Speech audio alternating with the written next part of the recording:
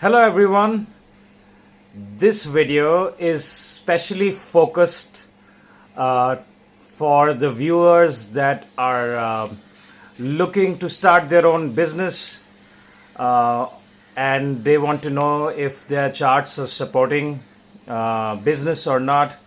So this could be for starting entrepreneurs or people who have been employed for a while and they want to see if Vedic Astrology and their charts also support their interest in business. So pay attention to this video and get your charts ready so that we can talk about certain houses and certain planets, and then the combination of these planets and conjunctions, aspects and houses that are favoring business in an individual's chart. All right. So the first thing that I would like to say is look at your charts and look at these houses that I am talking about, right? Because these are the major houses that are responsible for a business in amongst the 12 houses that you see. Okay. So let me give you an example of a Scorpio ascendant. So let's open up a Scorpio ascendant chart. Okay, so this is the Scorpio ascendant. So you see number 8 in the first house. That's your first house, and then number 2, your number 9 is your second house.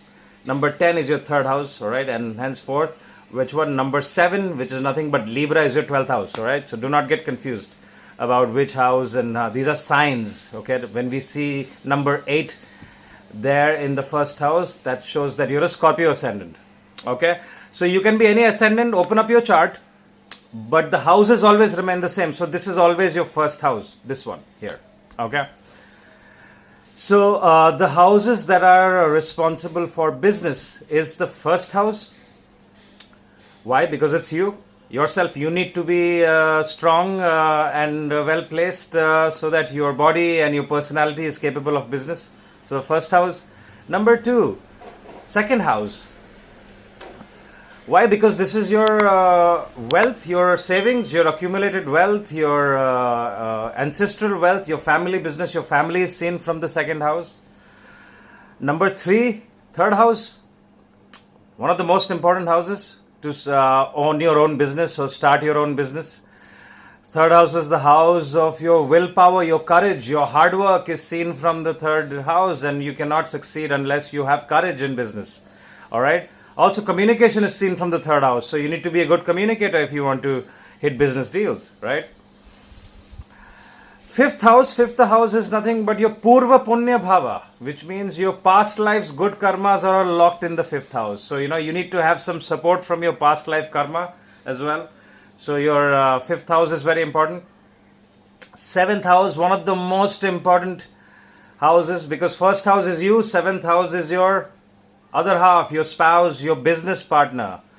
So, if your 7th house is debilitated or really afflicted and weak, right now, you should stop watching and think about not starting your business, because this is one of the main houses. All right. If your 7th house is debilitated, and it's afflicted by a malefic like Ketu, you should not look at a business, or at least partnership with business is something that you shouldn't look at. You should try to own your own business without any partners. Okay. We will look at the 10th house. This 10th house is the house of your career. Now, how is career different from business? A person can do many things in their lives. All right. It's the house of your karma. All right. And the moment you do business, business becomes your karma. So your career is seen from the 10th house. You could do many things, something non-profitable, that is also your karma seen from the 10th house. You work for someone, that is looked from the 10th house. You do anything which which you're supposed to do in this life is all seen from the 10th house.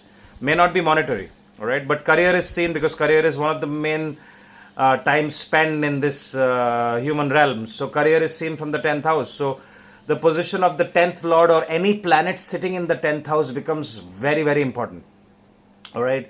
So do look at my other videos where I have talked about planets in the 10th house. All right. The time card is here. click on this and figure it out. And the 11th house, again, one of the most important houses, is because incoming gains, your network circle, is one of the main houses where we see money. So this is a very, very important house if you want to look at business, because no business happens without the exchange of money. There needs to be incoming money, right? Second house is your savings, and 11th house is your incoming money, all right? So you will see most very, very successful, strong business people will have a very strong 11th and a very strong second house. This is also called a Dhan Yoga, or a money causing planetary combination or conjunction. If there is an exchange between these two lords, it's considered very strong for making money. All right. So now that we have looked at all these houses, we will look at the strength of these houses. Now these houses need to be strong, basically. The first house, your Lagna Lord, needs to be strong, which means if you're a Scorpio ascendant, Mars exalts in the third house, which is Capricorn there. Mars in the third house in Capricorn, fantastic for business. Okay. We also need to look at your 10th house. So if you're a Scorpio ascendant, let's look at Leo. The sun should be very strong. Okay. So if sun is in Leo, or if his sun is in Aries, sun is exalted in Aries, these are all considered good position for the 10th house. Okay. Or even if sun is going to the first house, it's not considered so strong, but again, it's a good position for the sun. All right. But sun in Leo and sun in Aries is considered very strong for Scorpio ascendant. So we need to look at the strength of the 10th house. Very, very important. Okay. Now we have to obviously look at the 7th house. All right. The 7th Lord should be very, very strong. All right. 7th Lord should be strong. Lagna Lord should be strong. The third house should be strong. Okay. So these are the main houses we look at if you're looking to start a business. All right. If the 10th Lord, or your career Lord, is in the 6th, 8th or 12th, in most cases, we would recommend not to own your own business, especially if you're running through the time period of that particular planet. All right. Now we will do the same thing with your D9, which is your Navamsha, and we will also look at your D10. We will look at the position of your 10th Lord and see how strong it is in your D9 and your D10. So open up your D9 and D10 and see how they are placed. If they are placed in a good sign, especially number one, if it's not debilitated, okay, and again if it's placed with in a good house, it's even better. Okay, so this is how we'll analyze the 10th Lord and the Lagna Lord. Okay. Now we will look at certain planets. Now we have looked at the houses. Now we will look at certain planets. Okay. I have made a separate video just on Saturn. So check out that video on this time card. Okay. But I'll talk about Saturn again. So Saturn is one of the most important planets for business, because what does Saturn signify? Saturn signifies structure, discipline, hard work. Okay, so good business people need to be hardworking, need to be disciplined, and need to be structured. All right, and Saturn is also the original Karaka of Capricorn, which is your 10th house. All right, so Saturn needs to be strong and well placed. So you need to see if Saturn is well placed in your chart. If Saturn is exalted, and if it's in a Kendra or Trikon, which means 1, 4, 5, 7, 9 or 10th house. If Saturn is well placed and it's in a good sign like Libra, Capricorn or Aquarius, it's a good position for business. Just Saturn. The second planet we look at is Mercury, one of the most important planets for business. Why? Because Mercury is the significator of communication. In today's world, communication is everything, right? Mercury is social media too. Okay? Anything that we communicate. So to be a good business person, you need to be a fantastic communicator. Mercury is also the Karaka or the significator for intelligence. Mercury is Buddh. Buddhi means intelligence. All right, your brains. So for a good business person, you need a good brain. So Mercury needs to be strong. So Mercury in Virgo is a very strong Mercury. It's exalted. Mercury in the first house in a good sign is also very strong. So for a Scorpio, since we are looking at a Scorpio ascendant, we will look at their 11th house. Look at the 11th house of incoming gains. It's controlled. It is controlled by Virgo, right? So if Mercury is in Virgo, it's very strong position because incoming 11th house is exalted. Yeah. Then the next planet we will look at is Rahu, right? Most of the legendary business people have a very strongly placed Rahu. Either Rahu is in the first house. Rahu in the sign of Taurus is considered very strong. Rahu does very good in Gemini and any of the Mercury signs. Rahu does really good in Aquarius as well. Rahu does very good in the 10th house and the 11th house because Rahu is expansion, and Rahu is also the Karaka of and the significator of technology.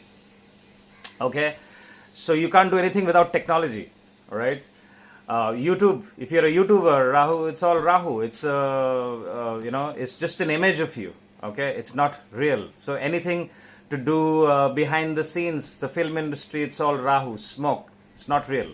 Okay, so any technology in today's world is Rahu. So you see, the three planets that I'm talking about is Saturn, Mercury, and Rahu. So you have to see the strength and the position of these planets. And of course, your Lagna Lord is very important. Okay, so if these planets are strong and they're sitting conjunct with your Lagna Lord, it's a good sign for you to look into business. I know there are so many things to consider, right? But if you want a detailed analysis, because if you want to put in your savings, maybe you've worked for 20 years and now in your mid 40s and you don't want to work for anyone, and you're putting in all your life savings in business, you might as well take some time to analyze this in Vedic astrology and see if your charts are supporting business, or it's just you thinking and making a decision and gambling with it, right? So it's always good to look at a guidance from the Vedic astrology point of view to see if you were born to do business or you weren't. Okay? So you will look at Saturn, Mercury, and Rahu. You will look at the position of these planets, and if it is conjunct or sitting with your 10th Lord, and your 10th Lord and your Lagna Lord is strong. All right. If Saturn is your Lagna Lord, even better, it's easy for you to check.